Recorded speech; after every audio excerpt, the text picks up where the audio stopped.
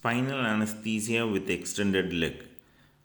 What you need to know, what the anatomy you need to know, I'll tell you. First, I have positioned a patient in how I'm going to perform the spinal anesthesia with extended leg, and then I did an AP and a lateral view in this manner. That is the lateral view, and then you get an AP view also. As you see there, you can see the AP view on the right side and the lateral view on the left side. You can see the L3 in the interlaminar spaces of those vertebra, and you mark the upper point and lower point of spinous process.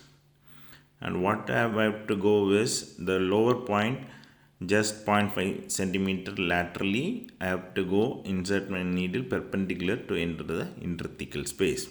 I have used an ultrasound to mark the spinous process. To mark the length of the spinous process, the upper point and the lower point, as I shall show you. The red dots denotes the upper and the lower point. In this manner, you can mark the spinous process length from upper and lower point.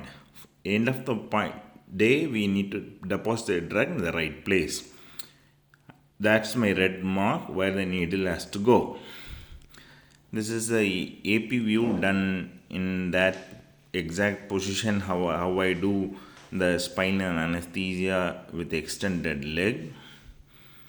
You get the mark the upper point and lower point, 0.5 centimeter below. The yellow denotes the needle entry. It dissects through the interthecal space. And then as you draw a line also, just on the lower point of spinous process, it dissects the interthecal space laterally. These are the few things I have done before to get a knowledge before I apply on a patient. These are the orthopedic patients, supracondylar femur patients coming. You can see the bit of lordosis also there, tough erector spinae muscles. And first, always use your pulp of the thumb finger to mark the upper point, and then drag down to mark the lower point. That point, 0.5 centimeter, just below that point, you go perpendicular. Here I've used 23 gauge spinal needle to appreciate the CSF flow, so that I can so that the CSF flow gets faster CSF flow, so that I can appreciate faster and let you know people. So, and you can always use 25 and 27 gauge. After good CSF flow, aspirate, good backflow, and then give the rest of the drug. This is one patient. I have some done in a series of patients. I have not edited anything. I just want to share how it goes and how easily it can be performed in patients coming for bilateral hip arthroplasties or neck of femur fractures. This is a patient of a primi gravida. A patient position them comfortably. You don't have to cumbersome the patient by flexing the legs. No discomfort to the patient. Same procedure. Always palpate with the pulp of your thumb finger, not with your nails. And then by marking the lower point,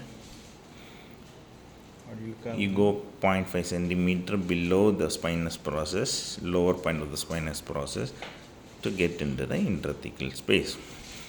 So first you need to use an ultrasound to mark it, and then as you get expertised, you can always go manually mark the upper and lower point of the spinous process and go 0.5 centimeter below. So I learned these things with under the C-arm, and then used the ultrasound, and then nowadays I'm using without any of these any advanced ultrasound or C-arm things. This is much easier, less cost effective to the patients. See here, in difficult spines, you have marked the spinous process, This is an elderly patient with bit of lordosis with the neck of femur fracture, I guess. So you can see I marked the L4, the L3 and the L2. So mostly I'll prefer L3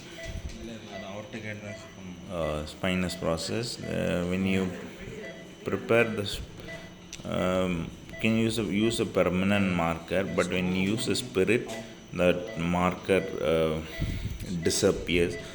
So you have to be very vigilant with your meticulous with your this is a bimalleolar fracture, as you see there. Meticulous with your sterile procedure, and permanent marker stays a bit there. So after that, and then again you palpate with your pulp of a thumb finger to confirm, yeah, that's the L3. Okay, then dragging down to get the lower point of spinous process, just 0.5 centimeter below that, go perpendicular. So this is a tough skin. You can see the needle is going perpendicularly there. I get a pop there, then I was not into the space. Then you have to advance it gradually to get into the thecal space. I think still not it. Then few pop. When you get the pop feel, don't advance further. Then you will stimulate the naked axons, and the patient will have jerky movement when you're doing the spinal anesthesia. After getting a good backflow with the Kevlar tilt of their spinal needle, I'm showing that I'm not editing anything. You can see there it's all in the same position with the extended leg. Then you aspirate and give the local anesthetic. And another elderly patient with, you can see it's lordotic spines. Then you have to use your ultrasound to mark your spinous process, exactly where they are.